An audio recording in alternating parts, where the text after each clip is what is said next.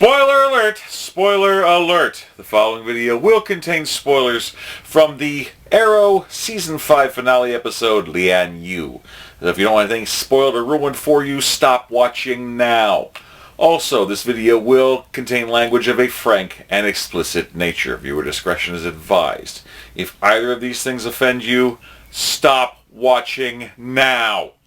For everybody else brave enough to go on this journey with me, I'm Dave, darker than Damien, more savage than Vandal, and this is the Arrow Roast. For all my new subscribers that have tuned in, thank you. If you want to know why I'm doing what I'm doing and what lines I will and will not cross, check out my video, Arrow Roast the Rules. Now, it has been a long journey to get here. Holy fucking shit. And I would have gotten the video probably yesterday, but I went to MegaCon for one day only yesterday. I did my Jay Garrick cosplay. It was freaking awesome. I even met a couple girls standing in line to see Tom Cavanaugh. One was dressed as Black Canary. The other was dressed as Fei. And it was cool. I didn't even let them know that I roasted her. And I don't do that. Yeah, come on. Cosplay is about having fun. And as long as you're not hurting anybody, there's no wrong way to be a fan. So I wasn't going to just start roasting someone dressed up as Fei for no good fucking reason. That's not my thing. You can pretend to be a dick. You can pretend to be a character that is a dick. Just don't be a dick in real life, okay? That's all I got to say. So, okay. So, everything comes down to this. A much anticipated episode. And, of course, the flashbacks keep going all back and fucking forth. Which kind of makes sense considering that this is like the farewell to it. And it's really because Lian Yu has also been a character of itself, you know. I mean, let's see. We've got, you know, where smugglers were. We've got a place where they had like poppy seeds that they were making drugs come out there. We had mystical shit buried on there because fuck you, that's why.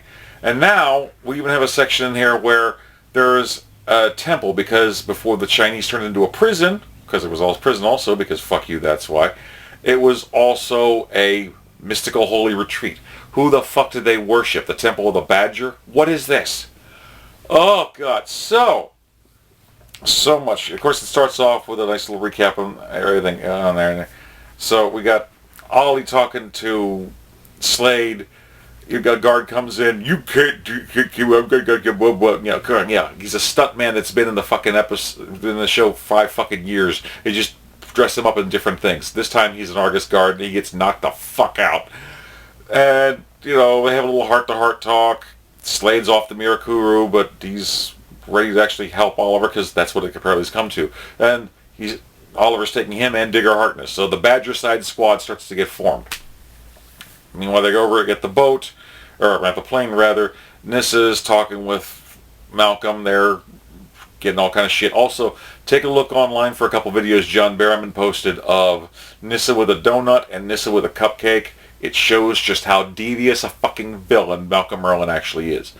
So, they unload almost everything except the majority of their weaponry, including an RPG and shit, and it gets taken out. Oh my god! One of the last episodes of Deathstroke in Arrow, and you pull a fucking Deadpool. A fucking Deadpool with the Deathstroke episode. Are you out of your goddamn minds?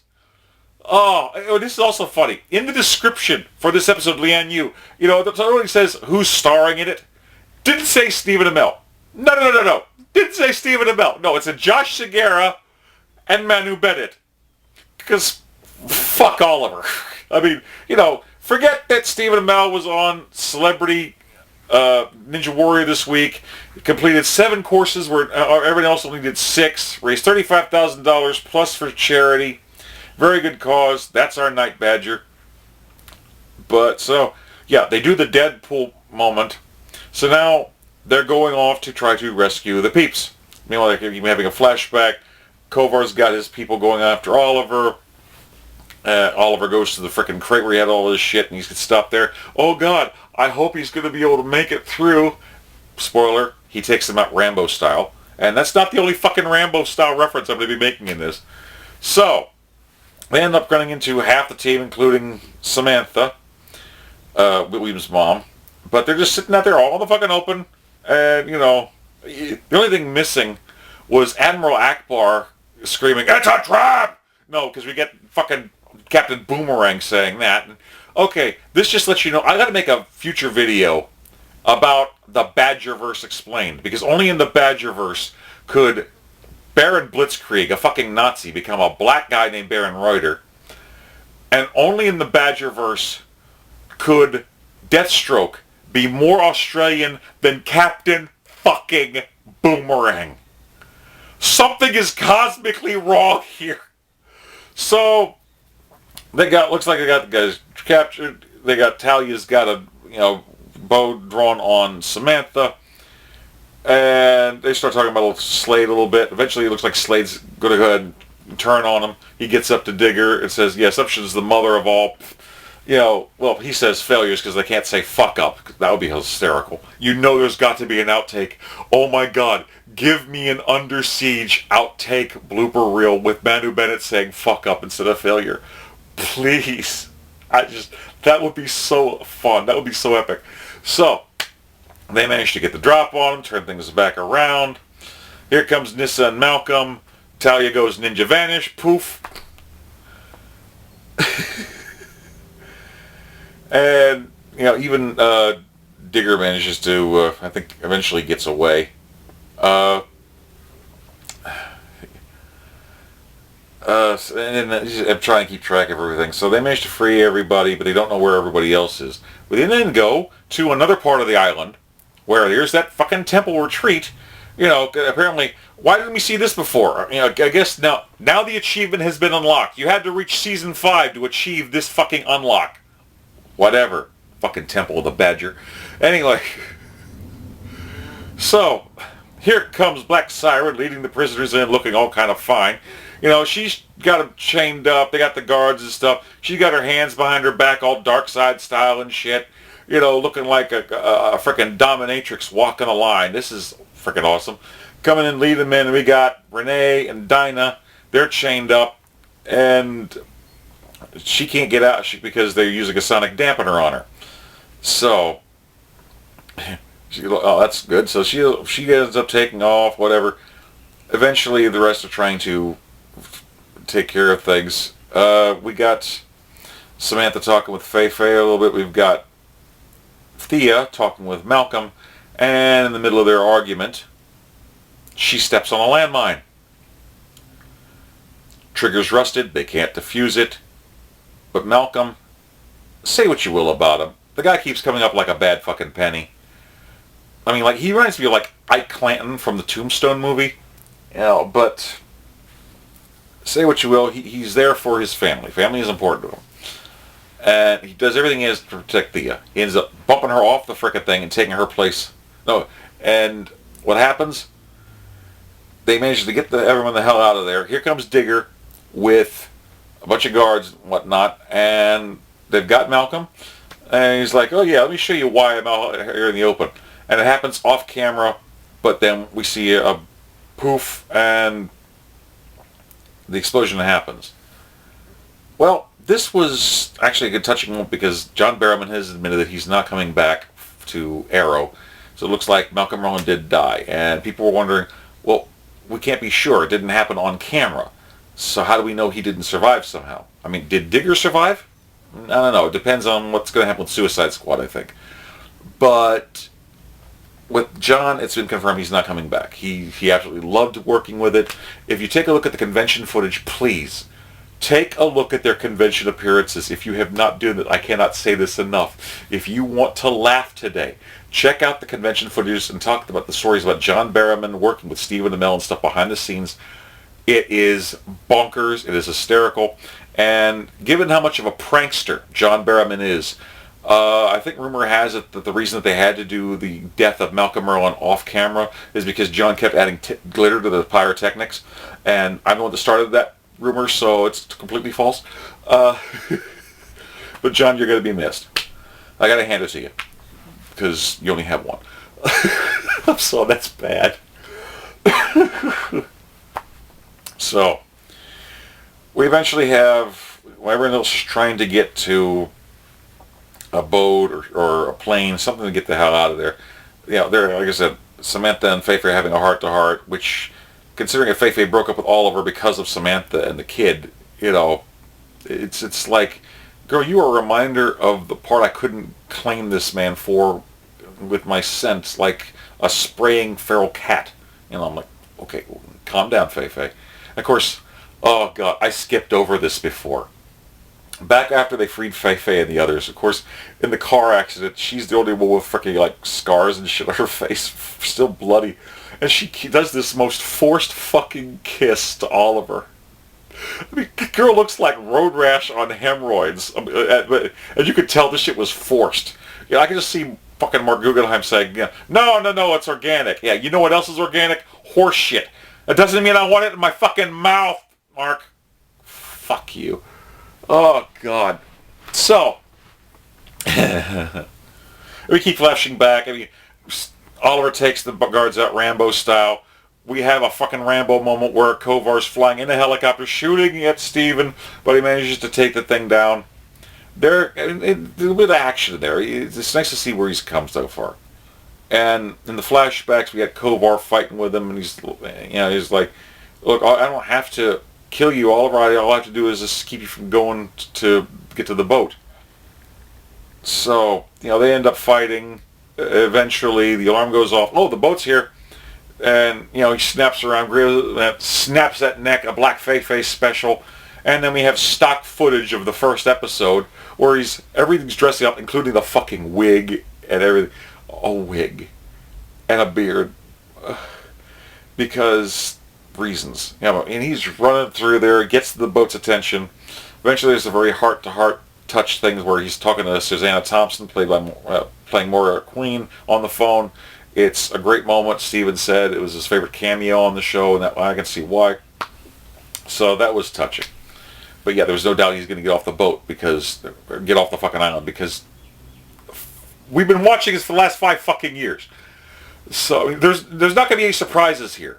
They already badger holed the whole fucking flashbacks in, so whatever. Anyway, so Nyssa, Slade, and Oliver go to split up. Slade double crosses Oliver, knocks him out, and pretty much hand delivers Oliver to Black Siren. And I gotta admit, Katie Cassidy, sometimes she does the whole black lipstick thing, okay, but I like the red. I mean, the black outfit with the red, kind of pop it. So, thank you, my queen.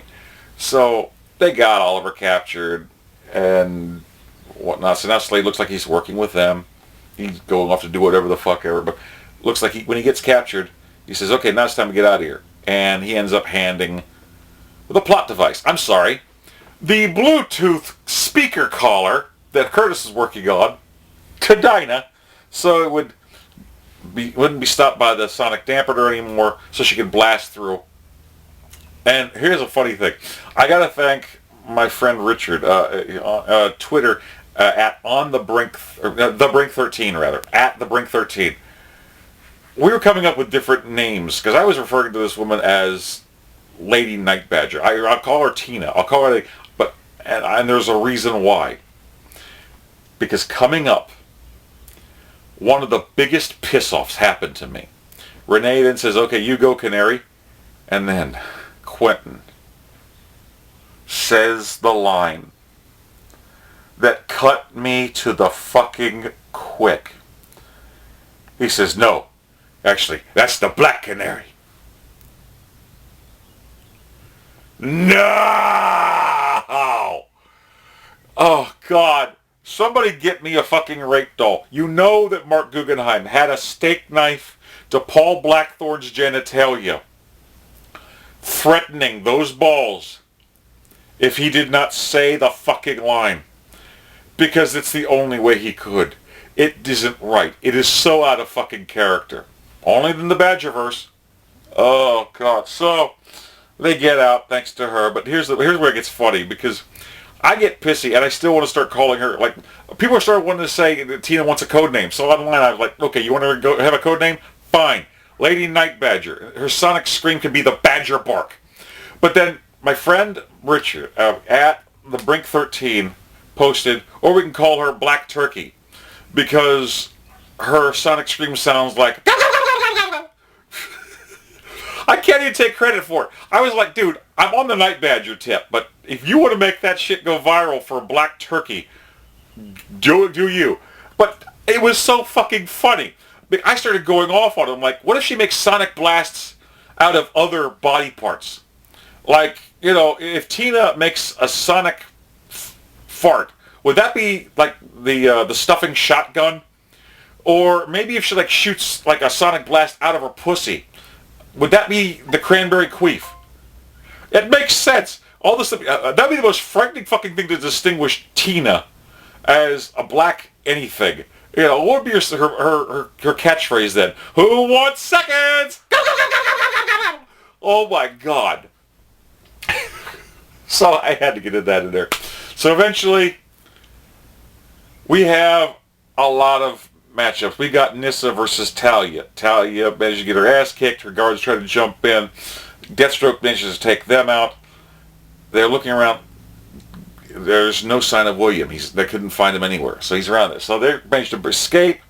And now they meet up with Chase, who is fucking mocking the shit out of him. All this season, he's also had his uniform, mocking Oliver. A black version of his Green Arrow thing as Prometheus, or because the Brillo Pad Butcher didn't have enough of a fucking ring to it. But no, even now, someone on the fucking show has heard me, because he's got this open jacket, similar. It looks like Oliver's Night Badger outfit, only open jacket. It's casual Night Badger. Prometheus is mocking him with open jacket, casual Night Badger. Are you fucking kidding me? So then, we've got a fucking battle palooza here going on here. I mean, there's fights all over the place.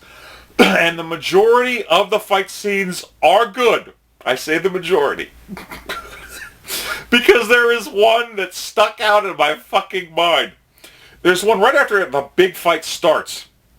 John is taking on two bad guys. He ends up like manhandling, get a sword, and does it, and then he like a monkey flips a guy. It is the most staged fucking shit. It reminded me of Eddie Murphy in Bowfinger. And he's playing like a lookalike of a badass action star. He's like, hey, yeah! And the guy goes fucking flipping like he just got hit by a Street Fighter Hadouken. It's the same shit. It is. Now, I've seen him do better stunts. I've seen David Ramsey have better stunts on the show. But there was so much going on. They were just hoping maybe they could just get away with it and then cut to the next person, and then cut to the next person. In that regard, that was cool. But that one stunt bit was phoned in. I mean, apparently they don't have good cell reception at Lian Yu because it was clearly phoned in. So, almost everyone manages to get their frickin' asses fighting and kicking the bad guys. But the big fight, Black Siren versus Tina, Lady Night Badger, or Black Turkey, whatever you want to call her at this point. I'm not discriminating. The fight is badass. And it is one of the most intense fucking things I've seen. I mean, they got kicks, punches. This is some movie quality shit. And then they both sonic blast each other. They get knocked down. Tina's hit a freaking like China rack. Here it comes, Black Siren getting up, strutting her stuff, because, she got hit by a fucking car before it is getting up, so she's used to this. She's like, you thought you could replace me? That's funny. And just as she's getting ready to do her death blow, here comes Quentin. Of course. I mean, the saying that, that's the Black Canary. Well, that's not enough of a kick to the junk. No. You guys have to take a fucking pipe or a stick or something and bop her on the frickin' head. Because apparently, on Earth 1, Laurel Lance's weakness is cheap shots. Oh, God, that fucking hurt. I mean, it takes a fucking car or actual super people to take on Black Siren. Everybody else, no. Power dampeners and cheap shots. The fuck, dude? I mean, why are you bringing her back just to treat her like a goddamn piñata? The second Quentin said the words, that's the Black Canary, I'm like, what redemption arc? We're supposed to be getting a redemption arc for Black Siren. Why the fuck are we not getting a redemption arc for Black fucking Siren? We're getting this shit instead? Why? So anyway, Fei and the gang manage to find a plane to get off, but they also find what looks like antennas and a shitload of C4 with little Knight Rider things going on, another Night Badger reference, going to the frickin' detonators. And there's a shitload. She looks on the tablet that Oliver gave her, and the entire island is rigged with explosives. And you know, the whole thing, all the fucking season, Prometheus in this episode, it comes down to whether or not Oliver will help someone with assisted suicide. The whole fucking thing with Prometheus this season can be wrapped up with this. Kill me! I won't kill you. I fucked your family over. Kill me! I won't kill you. That's it! That's the whole fucking thing! Now it turns out, Homeboy's got a dead man switch hooked up to his heart. So if he dies, the whole fucking island blows up. So that was kind of clever, but major plot hole. Major plot hole. He was doing this shit in Star City, out about, no one else was trapped. This could have happened any fucking where else. There was nothing stopping this from happening after anything else. I mean, after, you know, Fei-Fei's other boyfriend who got killed this same frickin' season, what else was stopping him from pulling this shit? Kill me! I won't kill you. Out there, what was stopping Wild Dog from going, okay, bam. Nothing. Nothing. This entire season could have been stopped by a sniper. A fucking police sniper could have stopped this entire season from happening.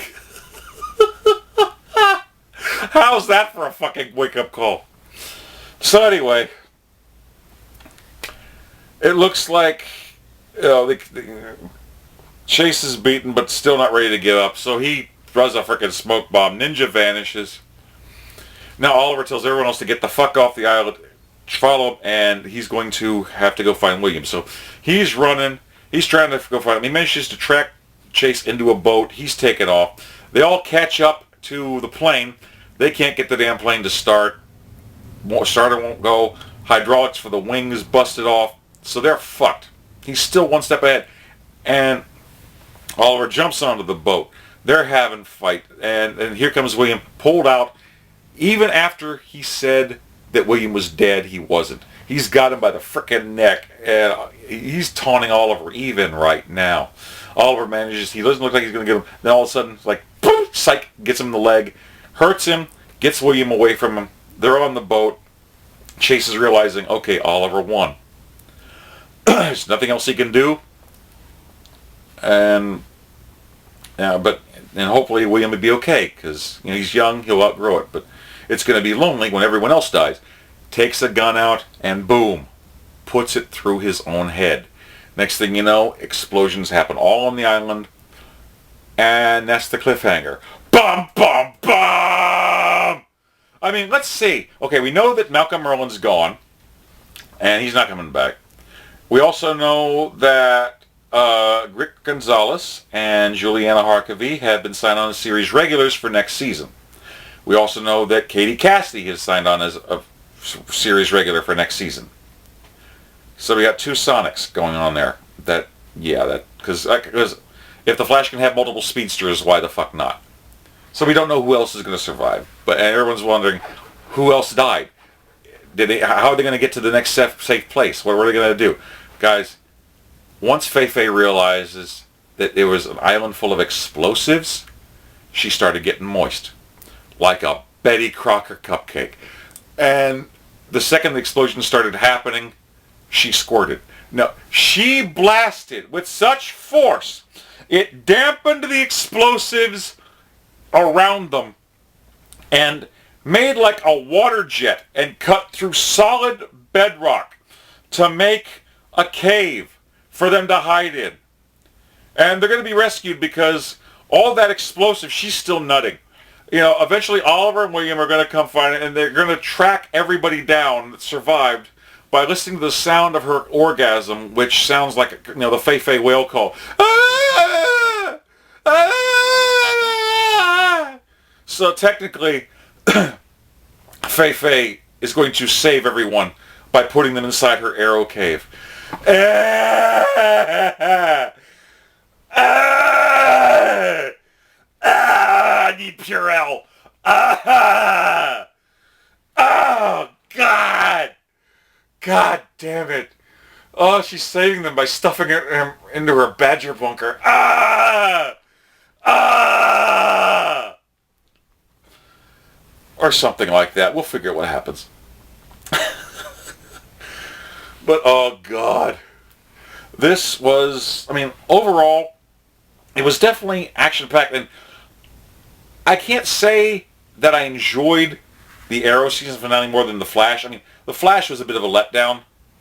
I still enjoyed the show and the season finale a little more overall, but the whole thing with the ending there for Flash did not make any damn sense.